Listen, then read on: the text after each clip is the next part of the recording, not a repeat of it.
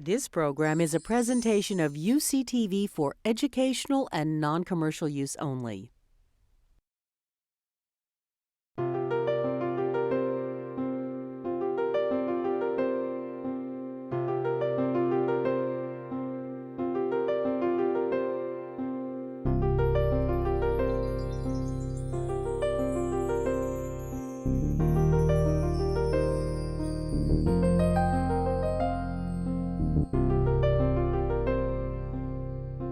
So why even think about brain reward systems in a symposium on obesity and overeating and metabolism?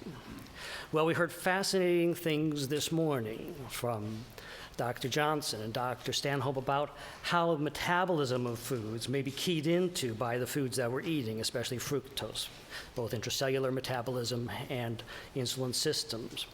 But we also heard from Dr. De La Pena that the foods we're eating have changed a bit over time, and so the rise in obesity may have something to do with how we are reacting to the foods that we live among today. And you know, a third reason comes maybe bottom up from the science, because in the last 10 years, I think the neuroscience of both hunger and satiety and of reward has changed. And what happened is that they've merged unexpectedly. They've grown together. It used to be so much a tradition that we could think about separately brain reward circuits quite separately from the systems and metabolism of hunger and satiety and homeostasis cues. They're separate chapters in any neuroscience textbook or physiological psychology textbook. They're studied by different teams and laboratories traditionally, with a few exceptions, and the specialists have been traditionally different. But the brain never read our textbooks, and it's connected together. I think it's been doing all along. It's been connecting kind of to a remarkable degree, these two systems. And that's what's come up in the last 10 years, and I think we'll hear several bits about it today. They interact, food reward systems in the brain, with homeostatic systems of metabolism and appetite and hunger signaling in the brain. They're always interacting, the mesolimbic reward systems and cortical reward systems, with hypothalamic homeostatic systems. These couple of diagrams are just a couple of examples pulled from the literature. This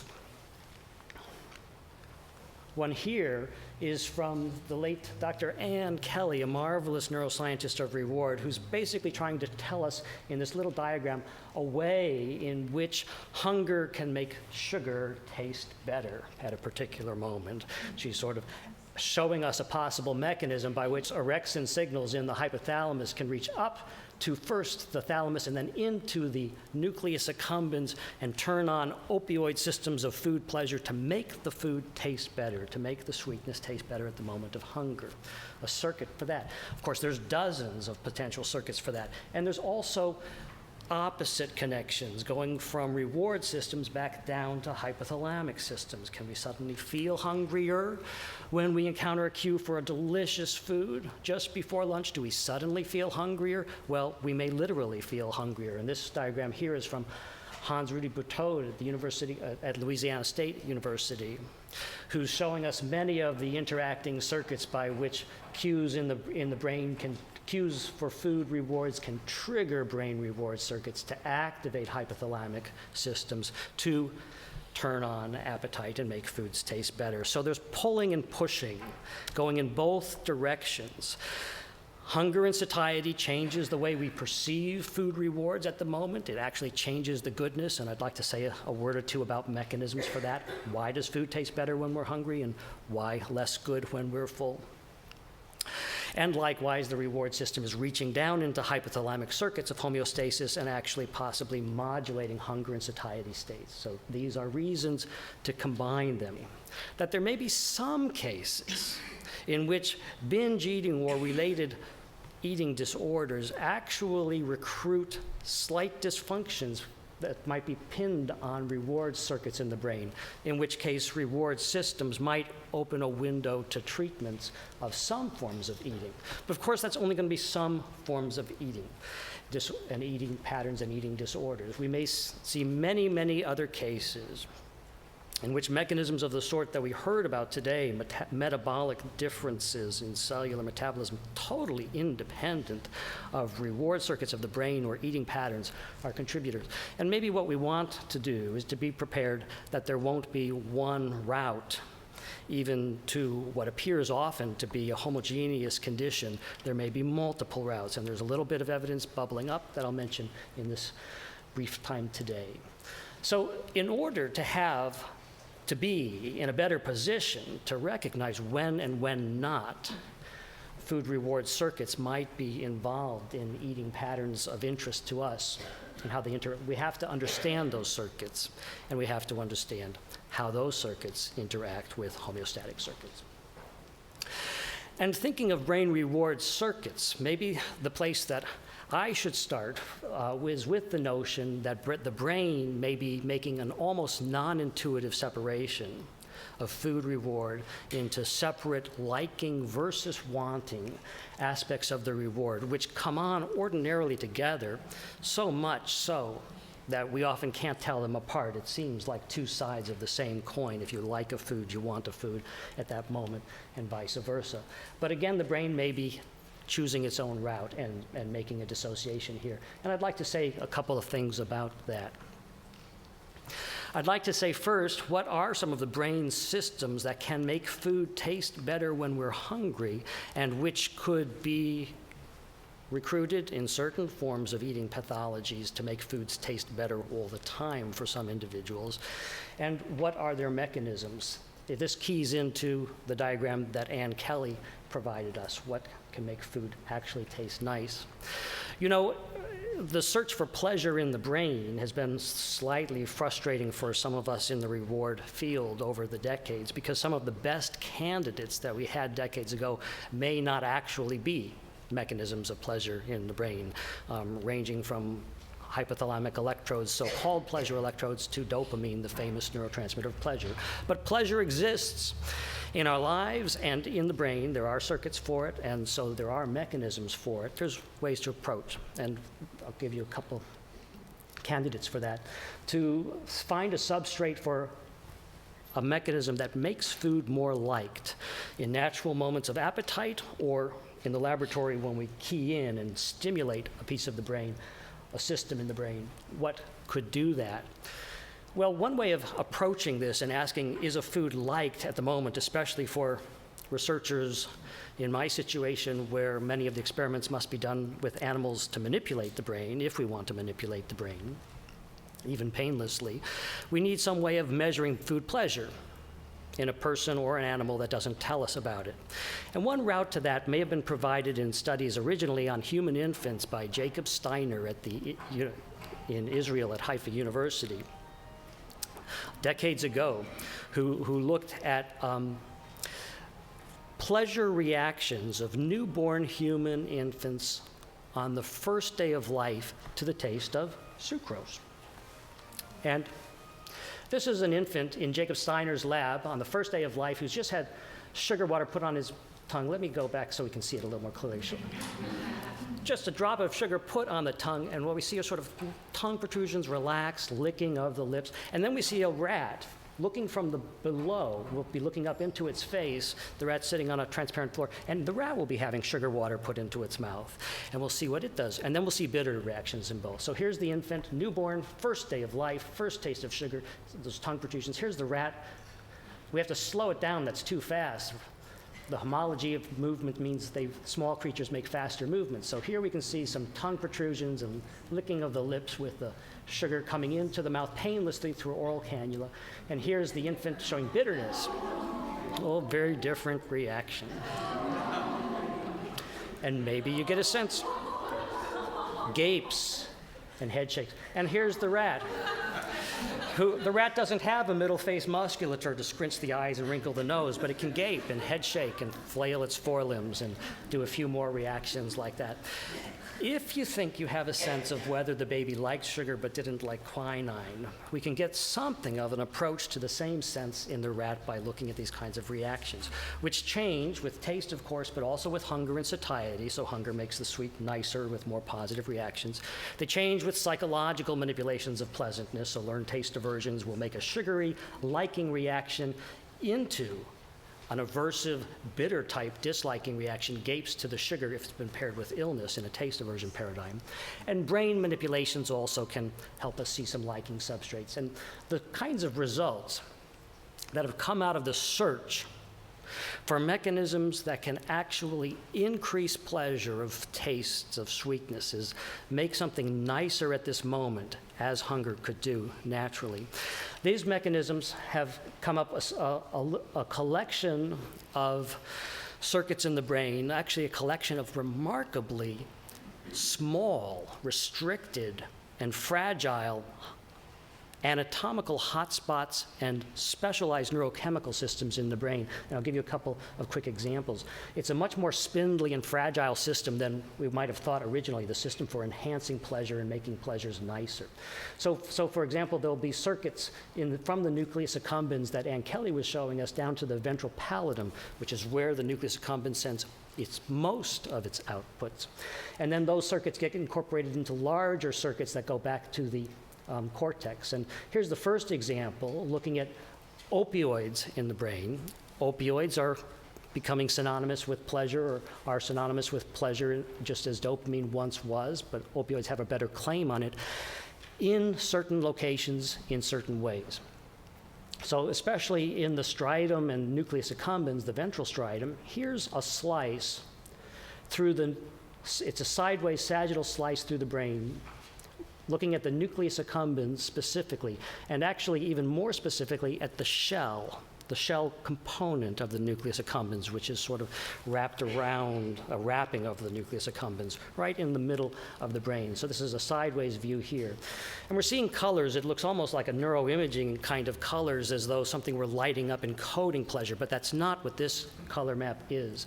This is not a coding pleasure map. This is a causation of pleasure map.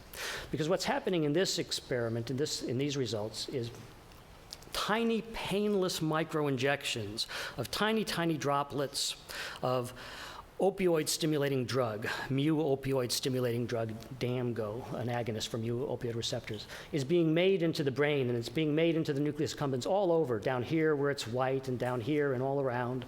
And you can see there's just, and every time it's made, this little microinjection, the size of these little shapes that you see, the size is determined by how far that drug can activate neurons and make them genomically activated to make new proteins at that moment. That's what's giving us the size. But the color of the map is given by its psychological consequence, its behavioral consequence on the liking reactions to sugar of this rat as the sugar's being infused into its mouth.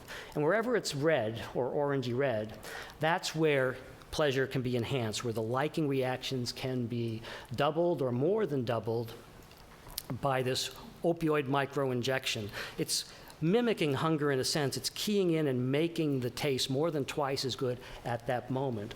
All else where it's not orange, like all throughout here where you're now seeing green, this measure of green is a totally different measure. This is elicitation of appetite. This is making the rat eat more, twice as much, 4 times as much, even more sometimes.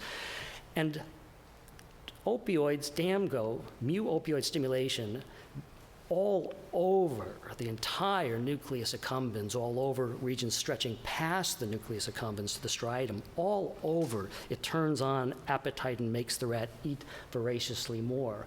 But it isn't enhancing the pleasure in all of those places. The green is going to stay here, and we'll just lay things on top. So the appetite induction, making the rats eat more, is there throughout. As we look at another effect, how about bitterness and making nasty things less nasty? How about making bitterness less nasty? Well, it turns out that some of the zones that make the rat eat more make nasty things like bitterness less nasty. How about making things nicer that are nice to begin with, like sugar? Well, this is the hotspot for liking enhancement. Only where it's orange here, which you can see is slightly smaller than the zone of making nasty things nice, or nasty things less nice, and much smaller than the zone of eating.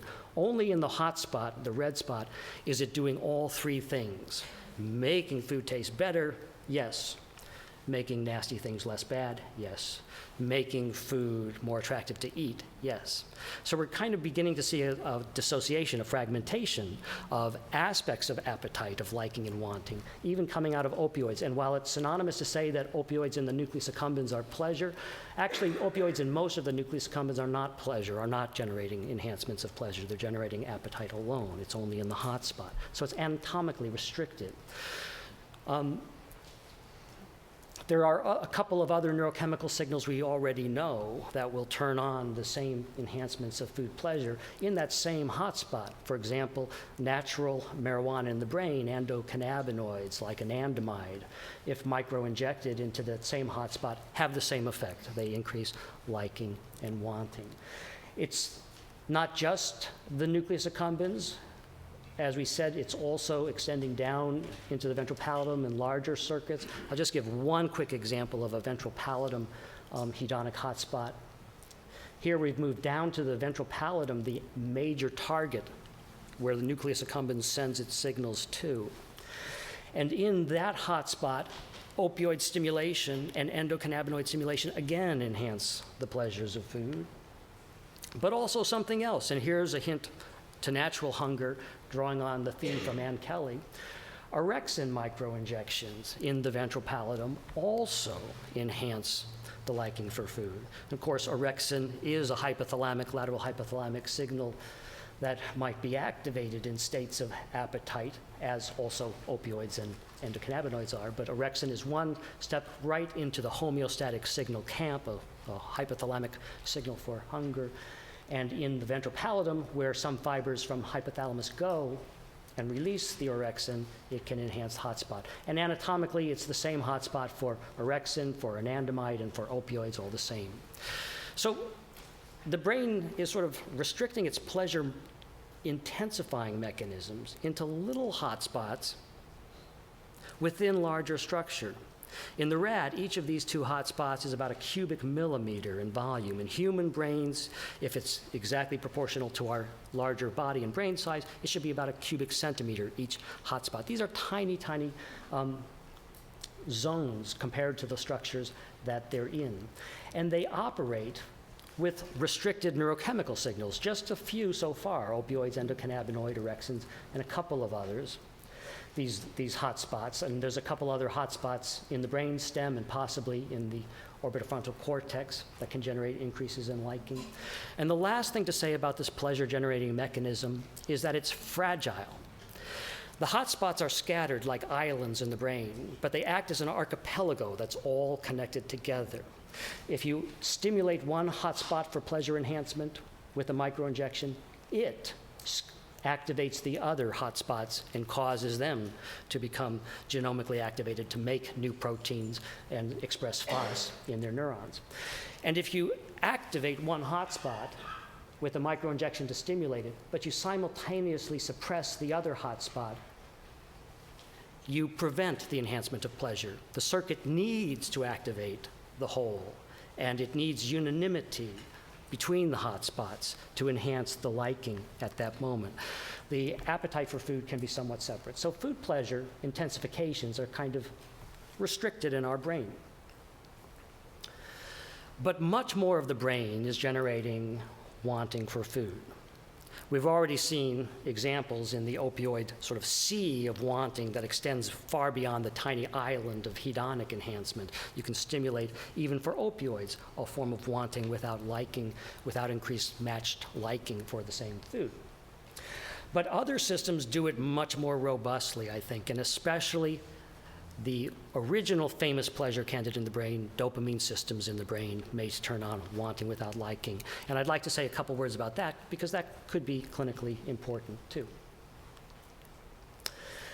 Just a couple of examples to introduce this notion that brain mesolimbic dopamine might generate wanting for foods without necessarily enhancing the liking for foods. It's sort of a fragment of natural hunger psychologically that this system can do if it's by itself. original pleasure electrodes in the lateral hypothalamus that rats would work for and people would work for were also motivating electrodes. And in rats, the most common intense motivation is eat more when the electrode is on, implanted in the lateral hypothalamus. In humans, too, eating and drinking can be stimulated. Other things could be sex and other things. That's an old-fashioned way of activating the system. There's lots of modern ways of activating the system, and one, in a collaborative experiment with Xiaoji Zhang at the University of Chicago, talented molecular biologist, who's generated mutant mice who have extra dopamine in their mesolimbic, mesostriatal systems because of a knock, basically mimicking cocaine action on the brain through a genetic mutation. It's a knockdown of the dopamine transporter, which many of you know is like a molecular vacuum cleaner that normally sucks back dopamine into neurons that release it. Cocaine clogs this molecular transporter. It clogs the vacuum cleaner, so there's more dopamine left unvacuumed up out in the synapse. If you knock down this transporter molecule, it's like you're permanently on cocaine. You have a slightly broken vacuum cleaner, and so more dopamine stays out in the synapse. So this mouse has more dopamine, and it has enhanced motivation for food reward. Here's the electrode rat, and here's the mutant mouse. The electrode rat is eating more, over 3 times more, whenever its electrode is stimulating its mesolimbic system than when the electrode is off. And the mutant mice who have extra dopamine in a runway task to run for a sugary Fruit Loop reward, they run more avidly, they ignore distractions, they pursue their rewards, they'll work harder for the rewards than normal mice. And the question might rise then, do these dopamine-related activations that make rats eat more, do they make them eat more because they like the food more, as one might have thought from the original dopamine is food pleasure hypothesis? The answer is no, though. They don't, not at all. The electrode stimulation, when it's on or off, these are the positive liking reactions, and there's really not much of a change. What there is a massive change in are the disliking reactions, because when the stimulation electrode is on, the rats actually dislike, they behave as though they dislike even sugars when the electrode is on, compared to when they're off, even though they are eating 3 times more food when the electrode's on. So it's sort of an opposite change in wanting versus liking. And the mutant mice here, we just have the positive liking reactions for, there's 3 tastes: sweet, sweeter, and sweetest. Again, sweet, sweeter, and sweetest, concentrations of sucrose in water. And the sweeter tastes elicit more positive liking reactions, and you can see one group is higher than the other, but it's the wrong group. This blue group that's highest is the normal mice, the normal control mice. The ones who are lower in their liking reactions are these green mutant mice. The mutant mice don't eat or pursue food more because they like food more. They eat or pursue food more in spite of liking it less. And the electrode rats don't eat more because they like it more. They eat more despite actually disliking it more at the moment of stimulation. So psychologically, these things are being pulled apart, and it kind of exposes the nature of this wanting system. But it exposes the existence of a wanting system, but it doesn't tell us anything about the nature of the wanting system, its features that might be interesting in thinking about eating. So a feature or two. The main thing about this system is that it isn't just creating a drive internally like hunger. That's not the way the brain really works in its response to food rewards. What it's doing is increasing the impact of a perception of a food or a food cue at a particular moment in time. It's actually changing in a sense.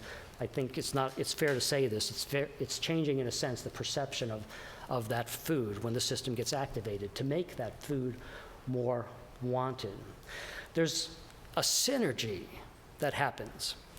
If this dopamine system is activated and a food cue is encountered simultaneously, there's a synergy, a massive elevation in wanting that can happen at this moment, but it requires both.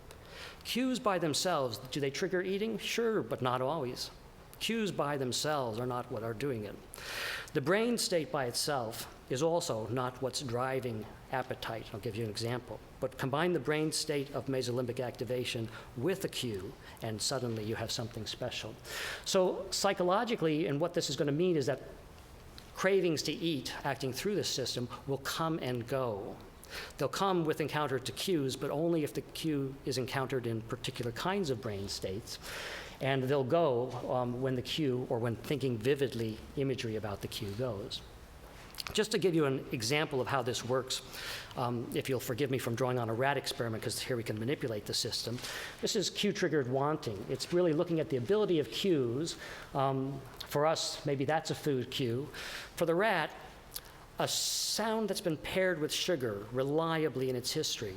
A tone, beep, sugar, beep, sugar, beep, sugar. After a while, that beep becomes for the rat a little bit like this sight and other sights of food can be for us. And you can ask, does this cue evoke a motivation to work for food? Well, here's a rat who had learned once that if it pressed this lever, it could earn sugary pellets, little sugar pellets. And separately, it had learned that tone cue for food, Pavlovian cue. And today, for the first time, it's working away for food, but for the first time, we've turned off the sugar, so no sugar is coming, and it's getting disappointed as the half-hour test goes on. It's working less and less, going in extinction. But once in a while, that tone is played, and whenever that tone for sugar is played, it's a little bit like encountering a whiff of our favorite food as we approach lunch, a little peak in elevation of bursts of effort working while that cue is there. Then the cue goes away, the tone, it's only 30 seconds, it goes away, it goes down. If the tone comes back, there's another peak. The whole pattern goes down because the rat's extinguishing, it's disappointed, no sugar today, but wherever it is, the cue can pull it up from where it was. The real question, though, is what happens if you activate dopamine systems in the brain as all of this is going on?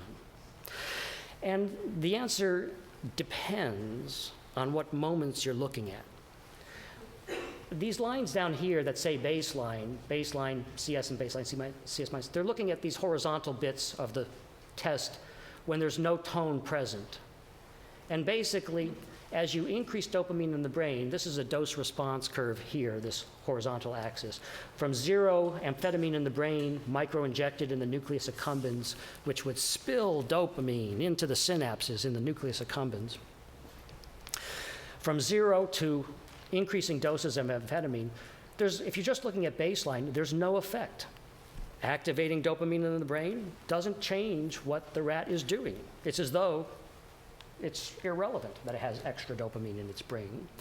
And even when a non-food cue comes, a CS minus, the jargon, Pavlovian jargon for a tone that's never been paired with sugar, it's just been paired with nothing, there's not much effect. But when the tone comes, what the effect of dopamine is in a dose-response way is to amplify its ability to reach into the rat and pull up these cues. It's basically raising the height of these mountain peaks, but not at all changing the plateau it's sitting on.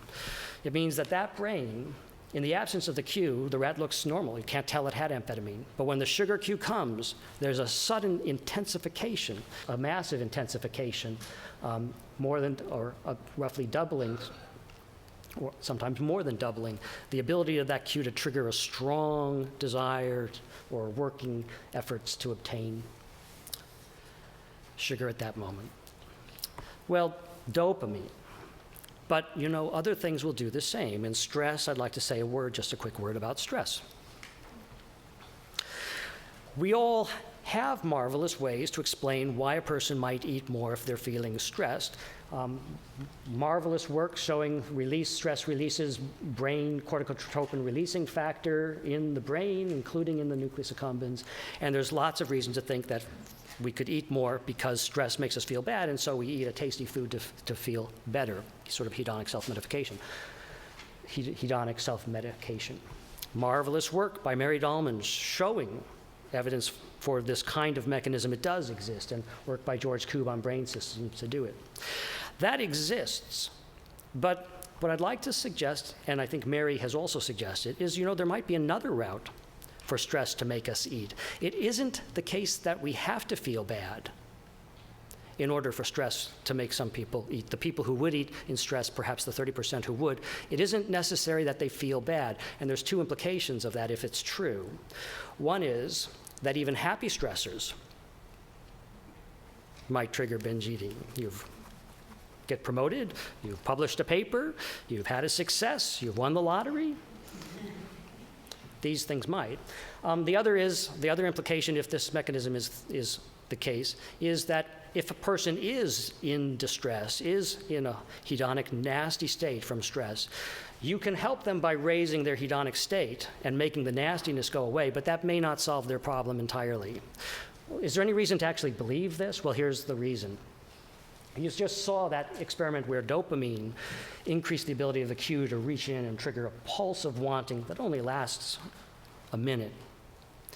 It turns out that CRF in the nucleus accumbens does exactly the same thing. This is exactly the same experiment repeated.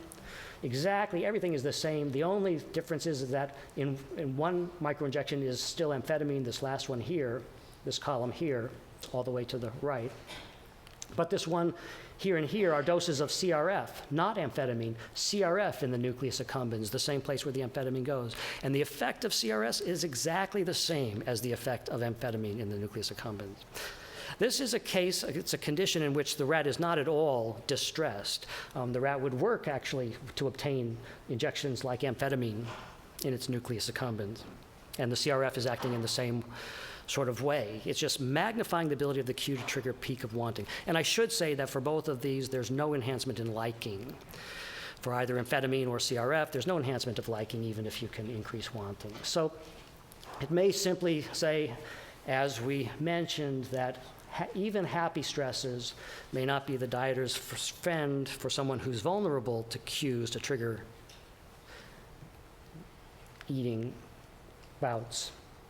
And likewise, ameliorating stress might not be the final pure solution to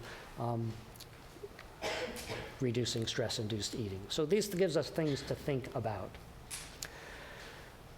Another feature, maybe the last feature I'll mention for incentive salience, to kind of, again, get this notion that it's transforming the perception. It can really be intense to make us want particular things. It really does transform the perception even of the cue and make that cue attractive into a motivational magnet, attractive, riveting, good enough to eat. And just as an example of extreme case, in animal experiments, we can turn on this system and make even things that are totally inappropriate to eat, like a piece of metal that's just been paired with sugar as a Pavlovian cue. Not very promising as a luscious, mouth-watering cue, but let's see what happens if we activate this mesolimbic system here by targeting into the amygdala. This is a rat, let me pause. This is a rat who's learned that whenever this lever pops out, it predicts a sugar pellet's going to come in a dish 10 seconds later. And when this rat is called a sign tracker because it's going to find the lever so attractive that it's going to eat it. And then we'll see a second later a second rat who the lever triggers, and for this second rat, we'll see when the lever triggers the intense desire, it's directed at the metal food dish called the goal tracker. So let me just see this here. There we go. So the lever comes out and the rat goes to that lever, and there's what it does. It starts to gnaw on that lever, that sugar cue, with this activated brain system. And here's a second rat. It'll go to the metal dish. There's nothing in the dish at this moment, but when the cue comes, the rat goes to the dish and just nibbles and sniffs and gnaws and licks at that dish, this cue-triggered wanting potentiated by it. Of course, this is not, the point of this is simply that if such an unpromising cue as a piece of metal can be made so attractive through a few simple manipulations, think what can be done to real foods in our world if any kind of condition could even, in a weak way, tap into those same things. If it could be tapped into, there's a notion provided by my colleague Terry Robinson that if you could amplify dopamine and mesolimbic systems, these systems of wanting, if you could do that, you'd leave a person vulnerable to increasing wanting and wanting the more the system got activated, even if the pleasure of something went down. This has been applied to drug addiction as an incentive-sensitization model of drug addiction, basically a means to make a person want drugs, even if they don't like the drugs. In binge eating, well, in drug addiction, it can happen because drugs don't only activate dopamine systems, they permanently change them in some individuals into a state of hyperreactivity. So the systems can be re-triggered into extra activation in a permanent sort of manner that can last years. And now there are suggestions from Bart Hobel's and others' lab that maybe some kinds of eating experiences, especially dieting and overeating cycles, may induce neural sensitization that might produce a similar kind of thing. In addiction, it's cues like drugs that trigger it. If there's neural sensitization in eating disorders, it would be cues like that. But all of this is really just tapping in to a natural mechanism that's in all of us, cues for rewards that have activated human mesolimbic systems in brain neuroimaging experiments, and all of these kinds of cues will do that. That's what taps in. But if you did it to a higher degree in a system that was hyperreactive, the intensity of those cue-triggered urges could dwarf the ones that most of us experience, and that's really the notion. Very last thing to say, and I think especially it has to be addressed for an eating-related audience, which is a natural skepticism that none of this should be true, based on what anybody who's worked with overeating and thinks about dieting drugs and such knows, because there are very inconvenient facts for what I've just told you. I'll just mention 3. One very inconvenient fact is, as I've said, dopamine is sort of a wanting system in the brain, mesolimbic wanting, but actually, many of you know, some of the most successful dieting agents have been amphetamine and then amphetamine-type drugs that aren't addictive but still promote dopamine, and yet they typically suppress appetite. How can that be true? How can what I said be true, given that that's a fact? Secondly, many antipsychotic drugs, such as given to people with schizophrenia, that are blockers of dopamine receptors, neuroleptic drugs block dopamine D2 receptors, yet they can produce gain in body weight in some people. How can what I've said be true, given that? And finally, many of you may know that dopamine D2 receptors have been found in a number of studies to be reduced in people and in animals who are overweight. And I think we may hear more about that. So those are problems. I'll just mention in a minute a couple of potential routes that might provide ways to resolve this. The first paradox is that amphetamine and dieting drugs typically do promote dopamine release. But 2 things to note about that. Most of those drugs also typically promote norepinephrine release. The drugs are taken systemically, so they're acting all over the brain, and especially in the hypothalamus, especially in the medial hypothalamus, norepinephrine acting particularly on alpha-1 receptors may suppress appetite very, very potently. People who take amphetamine or other dieting drugs are activating that.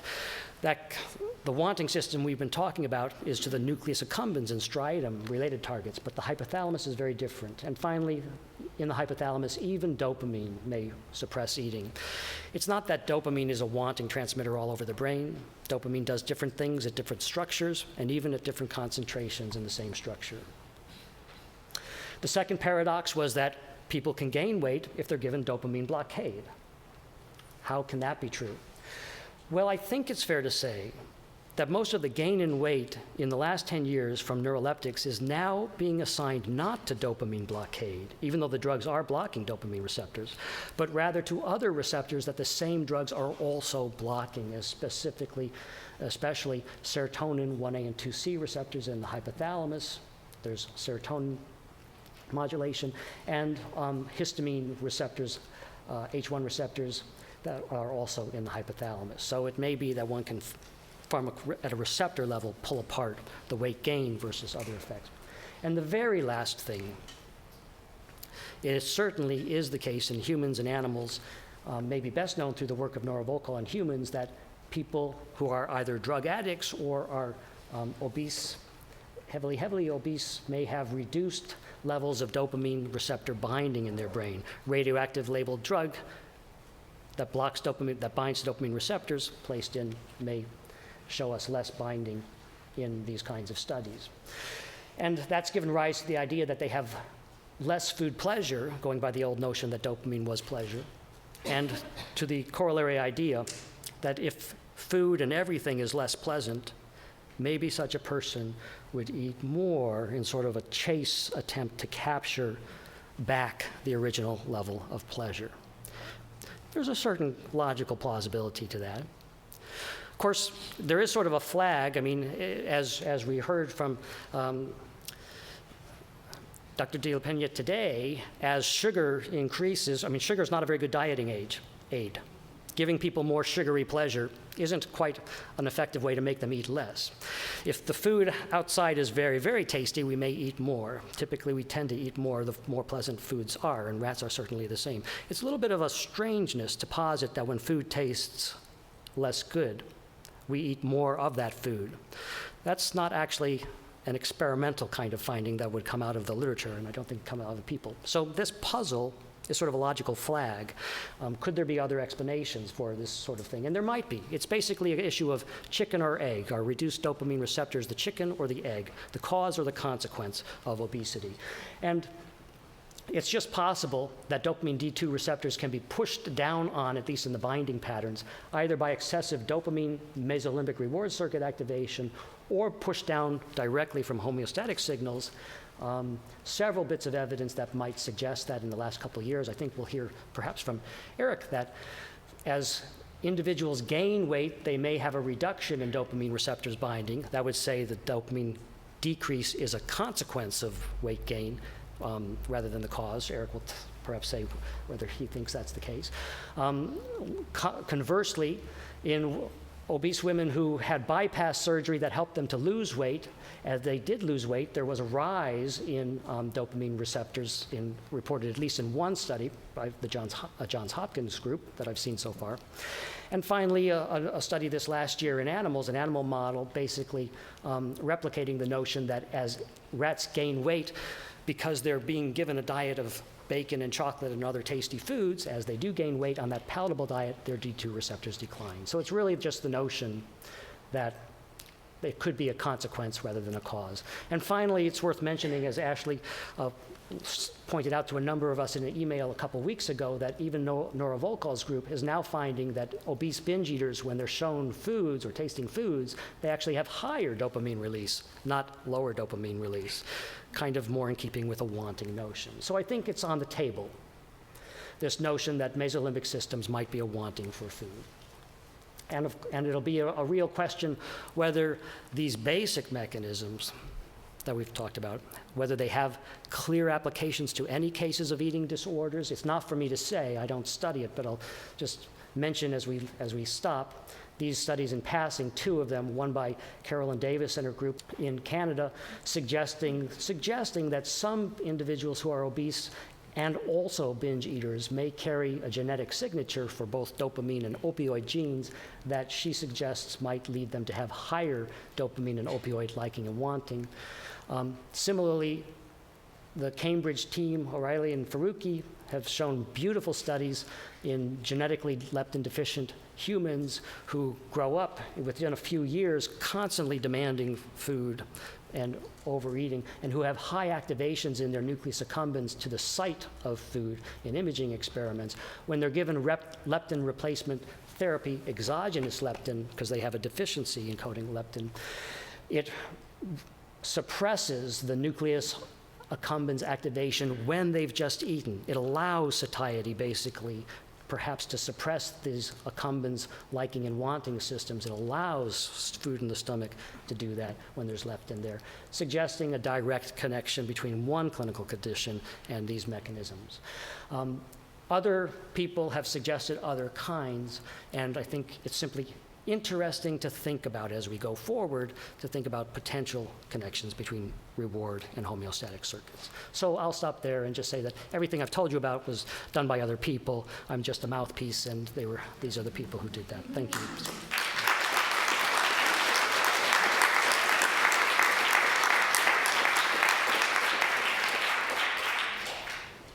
Mary. I love that, but you know, you're not talking about what would happen if that system weren't functioning. It would be the other side of the coin, wouldn't it? Would the animal do anything? So I'm not talking about what would happen if that wanting system were suppressed down. Yeah. And absolutely, as you say, it does suppress down on the wanting and things, that's right. Is that a converse sort of for a mechanism for overeating? Probably not. I'm just thinking it's a really highly functional system. It's a highly functional system that has functional consequences no matter what direction it's in. Yeah. I wouldn't invoke a suppression of that system as an anorexia type explanation, but there are other routes to that explanation. Yeah. No, not anorexia, Yeah. but doing anything, getting out of bed in the morning. Absolutely. Avolitional kinds of symptoms in lots of conditions beyond eating. Yeah. Yes. Oh, Is there a connection with liking, wanting systems and the ability to take the first cookie out of the bag and liking it, but then continuing to eat it all, even though it doesn't taste that great anymore? I think it's such a major, excellent point in question, and yes, absolutely yes. What turns on this system normally? What we're putting amphetamine microinjections in the nucleus accumbens, but what actually causes dopamine and opioid release in the nucleus accumbens is taking the first cookie. So taking the first cookie is what's going to put the brain naturally in the state where now the cues are even more potent than they were before we took the first cookie. That's the natural mechanism, and it's a marvelous mechanism, but it can go awry. Thank you for bringing that up. So you talked a lot about what stimulates these systems, like the first cookie or an anticipation or an image or the piece of metal coming out. There must be a resolution, meaning some satisfaction, for lack of a better term. Could you speak a little bit to what you think that might be? Would it have anything to do with taste receptors? Would it have anything to do with postprandial metabolites and hormones acting on the peripheral nervous system? Hormonal changes after you eat? What do you think resolves this? Well, I think all those things you mentioned would be excellent candidates for mechanisms that can push down on this system. And certainly this system, in moments of satiety, is pushed down on both the wanting and liking systems. It's the wanting system more even than the liking system. But the system itself almost needs to be pushed down on from those homeostatic cues because it doesn't have satiety built into it. It's a go system, both the wanting and liking system. They are go systems. And that's what they're meant to do. And it requires something like satiety cues to push them down. Even when they're pushed down on, it's hard to push them down entirely. The liking system, although it's spindly and hard to enhance, it's also hard to push down. We once did an experiment with super satiety, where we got rats to drink the equivalent of a couple of gallons of milk in a half an hour by just dribbling it into their mouth. And when they'd stop, we'd pause and then we'd dribble it more until they drunk there. And then we'd infuse the sugar to see if they still liked it, and they still liked it. It was suppressed. The liking was down, but we could never switch it to negative. Even this grossly exaggerated super satiety state of the equivalent of 2 gallons of milk. So that may be one reason why palatable foods can still push through and make us have one more piece. It never goes to bitter negative. I'm curious about what are the effects of exercise on this system, and are there other mechanisms that could, people go on diets that are historically unsuccessful, and do you have other suggestions for things to downregulate the system? I don't have a clear answer to how exercise is interacting with this system, although clearly, it is. Many studies by other labs have looked at this kind of interaction, but I think the answer is complicated. Maybe we could talk about that at lunch. Kevin, were you trying to? Oh, okay. How do agonists increase eating behavior? So mu agonists increase the ammonia of food. How does a dysphoric drug increase eating? Yeah, I think that's a very good question. One way a dysphoric drug could increase feeding is through the hedonic self-medication route that George Koob draws on in drug addiction, and that Mary has also helped point out and shown actually works in eating disorders. Kappa agonists have kappa stimulation has mixed effects in different studies in food intake. Sometimes it suppresses it. So sometimes you don't need to eat for hedonic self-medication. You feel nasty, lousy, and you don't eat. But in other cases, it increases it too. So those would be the cases that. Have you ever made the mistake of using both male and female rats? We do use Looking at kappas? we do use male and female rats, and most of what I've said applies very similarly for both, with tiny, tiny modulations and intensities of certain things. Kappa? Let's talk about that. A kappa antagonist, is there a difference in the sex? Is there a sex difference? As far as I know, but you're telling me that I probably should know something I don't, so. So these data, from what I could gather, are from sugar. What about artificial sweeteners, which are generally perceived as more bitter? So I would think would inhibit the kind of pleasure systems in the brain, and yet there is evidence to show that people who eat diet foods tend to compensate for the lack of calories and eat more. Absolutely, and that's a good point. Yes, the rats are very sensitive to taste, and they don't like some of the artificial sweeteners nearly as much as sugar. But you can sort of mix it with a little sugar and mix it with other things, the artificial sweeteners, and then they like that too. If it's a taste they like, then what I've said, I think, those tastes tap into the same mechanisms. This increases in the liking mechanism will make any liked thing liked more in that way. The mixed palatability of the artificial sweeteners to begin with, especially to the rats, some of which just won't ingest it unless you mix it with other things. That's tapping in a entirely different sort of mechanism, and maybe people respond to that too. The overcompensation of eating is probably entirely separate. That's sort of learned, as I think, as Suzanne Higgs, Terry Polly and someone helped me at Purdue have kind of shown that there's a gradual sort of Pavlovian learning that diluted calories, when you mix in the artificial nutrients, the rats learn to overcompensate, and then that's a mechanism that would be interesting for these, but it's separate. Yes? You studied that stress can mimic the dopamine stimulus. It's possible that this, because normally the obese person is normally with a lot of high stress. Can this mimic effect compensate the reduction of the dopamine receptors?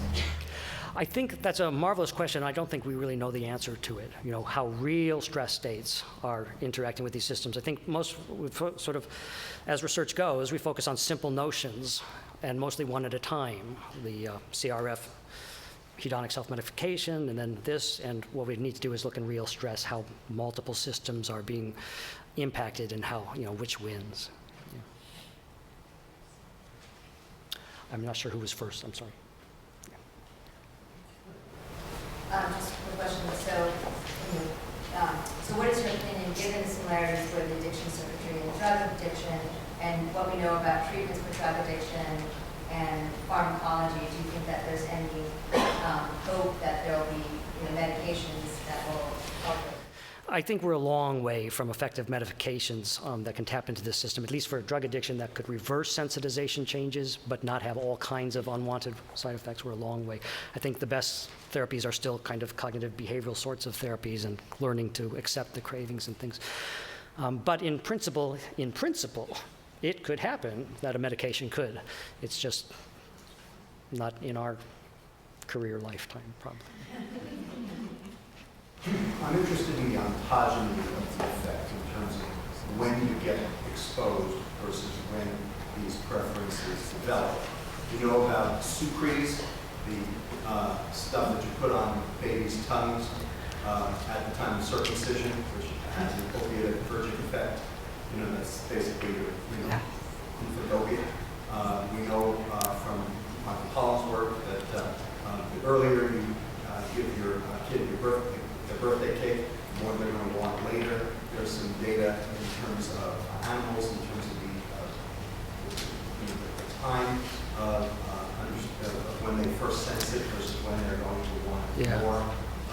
Does your data give us any information on when these phenomena develop and what we could potentially do to maybe push it back? I think that's a marvelously important issue, of course, for modern society and clinical issues of obesity, how early life experiences change. I would never want to argue against giving sweet taste at the moment of circumcision. Life is hard enough, and I don't have data that bears on it. But people like Julie Manella and others at the Monell Chemical Senses and such are, I think, studying how in more clinically relevant situations to overeating, how even beginning prenatally, but then in postnatal experiences may influence later preferences and overeating patterns in ways that key into these systems.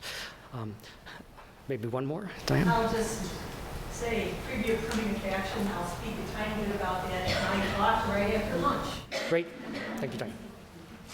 Thank you so